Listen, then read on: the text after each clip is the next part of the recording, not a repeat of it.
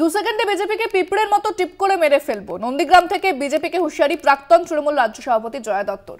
বিরোধী দলনেতা শুভেন্দু অধিকারীকে নেংটি ইঁদুর বলে নিশানা জয়ার। ভূমি উচ্ছেদ প্রতিরোধ কমিটি ও তৃণমূল কংগ্রেসের ডাকে নন্দীগ্রামের এক জনসভায় উপস্থিত ছিলেন জয়া দত্ত। নন্দীগ্রামে বিজেপিকে কড়া ভাষায় আক্রমণ করেন তিনি। কি বলেছেন তিনি শোনাব আপনাদের। নেত্রী যদি একবার নির্দেশ দেয় যে আমি বদল না, আমি বদলা চাই, পিঁপড়ার মতো টিপে মেরে ফেলবো, 2 সেকেন্ড টাইম লাগবে। বিজেপি বলে কোন নাম এই নন্দীগ্রামের মাটিতে থাকবে না।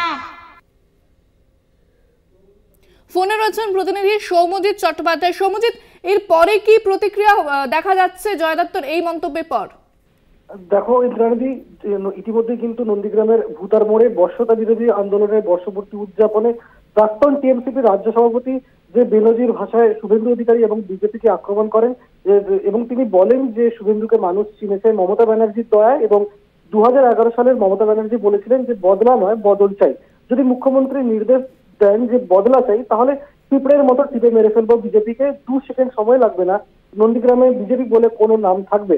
এবং এরপরে কিন্তু বিজেপির যেটা দাবি সেটা হচ্ছে বিজেপি তৃণমূল শুধুমাত্র বাজার গরম করার চেষ্টা করছে, এই ধরনের কথা বলে নন্দীগ্রামের মানুষকে ভোলানো যাবে না।